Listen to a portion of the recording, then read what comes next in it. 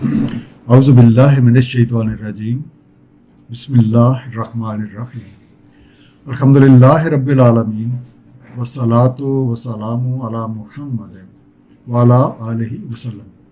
سورہ النساء رکوع نمبر 13۔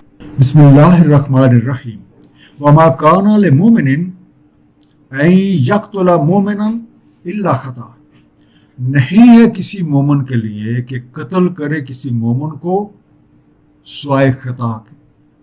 ومن قاتل مومنا خطاء فتحریر رقبۃ مؤمنۃ وَدِیَۃٌ مُسَلَّمَۃٌ إِلیٰ أَہلِہ إِلَّا أَن یصدقوا، اور جو کوئی قتل کرے کسی مومن کو خطا سے تو آزاد کرے ایک گردن مومن کی اور دیت دے اس کے گھر والوں کو، الا یہ کہ وہ صدقہ کر دیں۔ فَإِنْ كَانَ مِنْ قَوْمٍ عُدُوٍّ لَكُمْ وَهُوَ مُؤْمِنٌ فَتَحْرِيرُ رَقَبَةٍ مُؤْمِنَةٍ، سو اگر وہ اس قوم سے ہو جس سے عداوت ہے تمہاری اور وہ خود مومن تھا تو آزاد کرنی ہے گردن مومن کی۔ تو پہلا انڈر لائن لفظ فتحریر، سو آزاد کرنا، فریئنگ۔ دوسرا لفظ رقبہ، رقبہ گردن کو بھی کہا جاتا ہے، جب کوئی ایسی چیز جس سے آپ کو ایک احساس ملکیت یا احساس تحفظ جو ہے وہ ملتا ہو۔ تیسرا لفظ ہے وادیات، ودی، خون بہا کی رقم میں ادائیگی کرنا، جسے عام طور پہ دیت کہا جاتا ہے۔ مسلمہ، مکمل طور پہ ادا کرنا یا مکمل طور پہ کسی کا ہو جانا۔ اب ان آیات میں معاشرتی قوانین کے تسلسل میں ہی ایک اور قانون کی وضاحت فرمائی جا رہی ہے، اور وہ دیت یعنی خون بہا کا قانون ہے۔ لیکن سب سے پہلی بات تو یہ ہے کہ کسی مومن کے لیے یہ جائز ہی نہیں ہے کہ وہ ناحق اپنے کسی مومن بھائی کا قتل کرے۔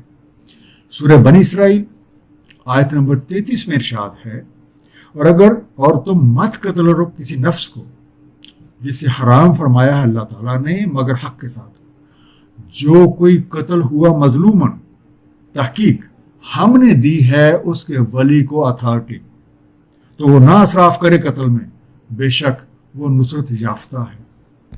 بہرحال اس صورت میں کہ کسی مومن نے غیر ارادتی طور پہ یعنی خطا کے ساتھ، غلطی کے ساتھ کسی دوسرے مومن کو قتل کر دیا ہے، تو اس صورت میں اس پہ دیت دینا، دیت ادا کرنا یعنی خون بہا لازم آتا ہے۔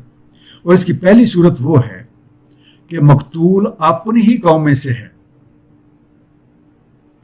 اس صورتحال میں ایک مومن کی گردن آزاد کروانی ہے اور مقتول کے گھر والوں کو خون بہا ادا کرنا ہے، اور اس خون بہا کا فیصلہ قانون کے لحاظ سے کیا جائے گا۔ دوسری صورتحال یہ ہے کہ مقتول خود تو مومن تھا، لیکن اس کا تعلق ایک ایسی قوم کے ساتھ ہے کہ جس کے ساتھ اور قاتل اور مقتول جو دونوں قومیں ہیں، قوموں میں کوئی دشمنی ہے، کوئی فاصلہ ہے، وہ کوئی ایسا معاملہ چل رہا ہے، تو اس صورت میں قتل کرنے والے کو ایک مومن کی گردن آزاد کرنی ہے۔ آیت جاری ہے، وَإِنْ كَانَ مِنْ قَوْمٍ بَيْنَكُمْ وَبَيْنَهُمْ مِيثَاقٌ فِدْيَةٌ مُسَلَّمَةٌ إِلَىٰ أَهْلِهِ وَتَحْرِيرُ رَقَبَةٍ مُؤْمِنَةٍ، اور اگر ہو وہ کسی قوم سے کہ تمہارے اور ان کے مابین کو میثاق ہے، تو فدیہ ادا کرنا ہے اس کے اہل کو اور آزاد کرنی ہے گردن مومن کی۔ فَمَن لَّمْ يَجِدْ فَصِيَامُ شَهْرَيْنِ مُتَتَابِعِينَ تَوْبَةً مِّنَ اللَّهِ، تو جو کوئی نہ پائے تو روزے رکھے 2 مہینے لگاتار توبہ کرنے اللہ تعالیٰ سے۔ وَقَانَ اللَّهُ عَلِيمًا حَكِيمًا، اور اللہ تعالیٰ علم والا، حکمت والا ہے۔ شہرین 2 ماہ، متتابعین لگاتار، مسلسل۔ اب تیسری صورت جو ہے وہ یہ ہے کہ قتل خطا میں مقتول کا تعلق ایک غیر قوم سے ہے، لیکن صورتحال یہ ہے کہ اس قوم کے درمیان اور قاتل کی قوم کے درمیان پہلے سے ہی کوئی میثاق، کوئی ایگریمنٹ موجود ہے، تو اس صورت میں بھی ایک غلام کی گردن آزاد کرانی ہے اور مقتول کے ورثاء کو قانون کے مطابق فدیہ ادا کیا جائے گا۔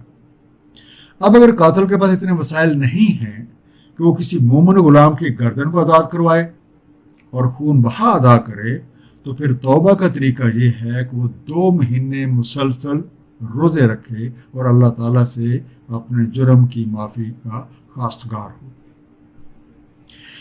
وَمَن يَقْتُلْ مُؤْمِنًا مُتَعَمِّدًا فَجَزَاؤُهُ جَہَنَّمُ، جو کوئی قتل کرے کسی مومن کو عمدن تو اس کی جزا جہنم ہے، خالدن فیہا وغضب اللہ علیہ ولعنہ، پڑا رہے اسی میں اور اس پہ غضب ہوا اللہ تعالیٰ کا اور اس کو لعنت کی گئی، وَأَعَدَّ لَهُ عَذَابًا عَظِیمًا، اور تیار کیا ہے اس کے لیے ایک عذاب عظیم۔ متعمدن، جان بوجھ کر، قصدن، انگلش میں آپ کہیں گے انٹینشنلی، اور اس صورت میں کہ کسی مومن نے عمدن یعنی جانتے بوجھتے پوری نیت کے ساتھ کسی دوسرے مومن بھائی کو قتل کر دیا تو اس کی سزا جہنم ہے، خواہ وہ مقتول اپنی قوم سے تھا یا کسی دوسری قوم سے تھا، اس پہ اللہ کا غضب ہوگا اور اللہ اور حبیب کی رحمت سے دوری ہوگی، کیونکہ قتل ناحق ایک نہایت سنگین جرم ہے۔ یہ سورہ مائدہ آیت نمبر 32 میں ارشاد ہے، یہی ہے جس کی وجہ سے لکھ دیا ہم نے بنی اسرائیل پہ کہ جو کوئی قتل کرے کسی شخص کو بغیر اس کے کہ وہ قاتل ہو یا فساد مچایا ہو زمین میں، تو جیسے اس نے قتل کر ڈالا سب لوگوں کو، اور جو کوئی احیا کرے کسی ایک کا تو جیسے اس نے احیا کیا سب لوگوں کا۔ تحقیق آئے ان کے پاس ہمارے رسول بینات کے ساتھ، پھر بھی ان میں سے اکثر اس کے بعد بھی زمین میں اسراف کرتے ہیں۔ یا ایھا الذین آمنوا اذا ضربتم فی سبیل اللہ، اے ایمان والو جب تم نکلو اللہ تعالیٰ کی راہ میں، فتبینوا ولا تقولوا لمن القی الیکم السلام لست مؤمنا، اور تحقیق کر لیا کرو اور مت کہو جو تمہاری طرف سلامتی ڈالے کہ نہیں ہو تم مومن، تبتغون عرض الحیات الدنیا وعند اللہ مغانم کثیرہ، تم تلاش کرتے ہو سامان دنیا کی زندگی کا تو اللہ تعالیٰ کے ہاں بکثرت غنیمتیں ہیں۔ کذالک کنتم من قبل فمن اللہ علیکم فتبینوا، اسی طرح تم بھی تھے اس سے پہلے تو عنایت فرمائی اللہ تعالیٰ نے تم پہ، سو تحقیق کیا کرو، ان اللہ کان بما تعملون خبیرا، بے شک اللہ تعالیٰ جو عمل تم کر رہے ہو باخبر ہے۔ ضرب تم چل دو، چلو پھرو، یو گو فورتھ، القا ڈالا، ملاقات کی، لستا نہیں ہو تم، آرزا ظاہری اسباب یا کچھ جلدی ملنے والی چیز، مغانم غنیمت وہ مال جو جنگ کی صورت میں ہاتھ لگے۔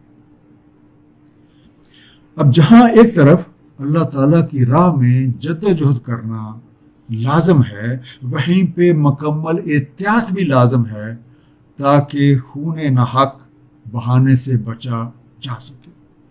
اس لیے اللہ کی راہ میں نکلنے والوں پہ لازم ہے کہ اگر کسی مارکے میں یا کسی مقابلے میں اگر دوسری طرف کا کوئی آدمی انہیں سلام یعنی سلامتی پیش کرے تو اس کی بات کو قبول کیا جائے، اسے سلامتی اور تحفظ دیا جائے، کیونکہ کسی کو بھی یہ حق نہیں پہنچتا کہ اسے یہ کہہ کر قتل کر ڈالے کہ تم مومن نہیں ہو، کیونکہ دلوں کے حال اللہ تعالیٰ ہی جانتا ہے۔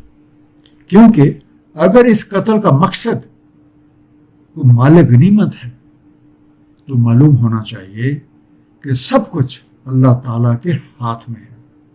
اگر ہم دل و جان کے ساتھ اللہ تعالیٰ اور اس کا حبیب کے احکامات پہ دل و جان سے عمل کرتے رہیں گے تو وہ ہمیں اتنا نوازیں گے کہ ہماری سوچ سے باہر۔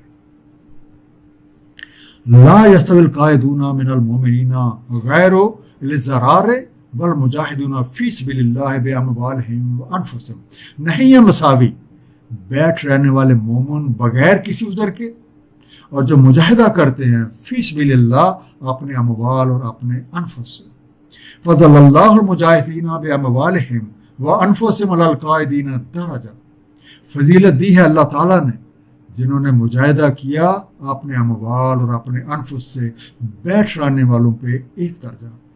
وَكُلًّا وَعَدَ اللَّهُ الْحُسْنَى اور ہر ایک سے اللہ تعالیٰ کا وعدہ ہے خوبی کا. وَفَضَلَ اللَّهُ الْمُجَاهِدِينَ عَلَى الْقَاعِدِينَ أَجْرًا عَظِيمًا اور فضیلت دی ہے اللہ تعالیٰ نے مجاہدین کو بیٹھ رہنے والوں پہ اجر عظیم میں. یستوی یکساں، مساوی، ایک جیسے، اور ضرار معذوری والے یا کسی تکلیف میں مبتلا یا کوئی جائز شرعی اور عذر جس کے پاس ہو. اب اس آیت میں یہ بات واضح فرما دی گئی ہے کہ اللہ تعالیٰ کی راہ میں اپنے جان و مال کے ساتھ جد و جہد کرنے والوں کا درجہ ان مومنوں سے زیادہ ہے جو بغیر کسی عذر کے گھر بیٹھے رہتے ہیں.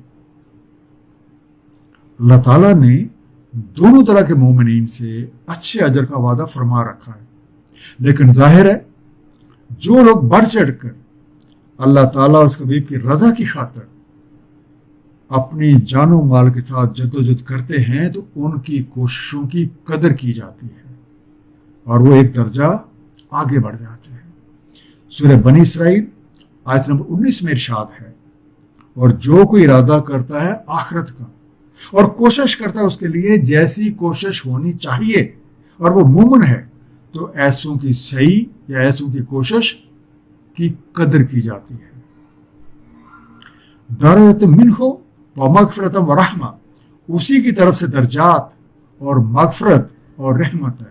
وَكَانَ اللَّهُ غَفُورًا رَحِيمًا اور اللہ تعالیٰ مغفرت فرمانے والا، رحم فرمانے والا ہے. ہمیں پتہ ہونا چاہیے کہ ہر طرح کے درجات، مغفرت اور رحمت اللہ تعالیٰ کی طرف سے ہے اور اللہ تعالیٰ اور اس کا حبیب نبی پاک صلی اللہ علیہ وآلہ وسلم کو بخوبی علم ہے کہ کس کو کتنا نوازنا ہے. درجات کا دار و مدار عمل پہ ہے. سورہ آل عمران آیت نمبر 163 میں ارشاد ہے، ان کے درجات اللہ تعالیٰ کے پاس ہیں. اللہ تعالیٰ دیکھ رہا ہے جو اعمال وہ کر رہے ہیں. ایک مختصر سا خلاصہ، کسی بھی مومن کے لیے جائز نہیں کہ وہ کسی دوسرے مومن کو ناحق قتل کرے. قتل عمد کی صورت میں وہ جہنم میں جا پڑے گا، اس پہ اللہ کا غضب اور رحمت سے دوری ہے. قتل خطا کی صورت میں ایک مومن کی گردن آزاد کروانا اور دیت ادا کرنا ہے. اس کی مختلف صورتوں کی وضاحت رکوع نمبر 13 میں بیان کر دی گئی ہے. مومنین پہ لازم ہے کہ جب بھی جہاد فی سبیل اللہ کی خاطر نکلتے ہیں تو اس وقت بھی احتیاط کا دامن ہاتھ سے نہ چھوڑیں، اور اگر ان کے سامنے کوئی سلامتی پیش کرتا ہے تو اسے سلامتی دی جائے. اللہ تعالیٰ کی راہ میں جان و مال سے جدوجہد کرنے والوں کا درجہ ان مومنین سے زیادہ ہے جو بغیر کسی معقول عذر کے پیچھے بیٹھے رہنے کو ترجیح دیتے ہیں. اللہ تعالیٰ ہم سب کو قرآن کریم کا صحیح مفہوم عطا فرمائیں اور ہمیں اس پہ نبی پاک صلی اللہ علیہ وسلم کی سیرت تجربہ کے مطابق عمل کرنے کی توفیق دیں. صدق اللہ العلی العظیم. صلی اللہ تعالی علی حبیبہ محمد و علیہ وسلم.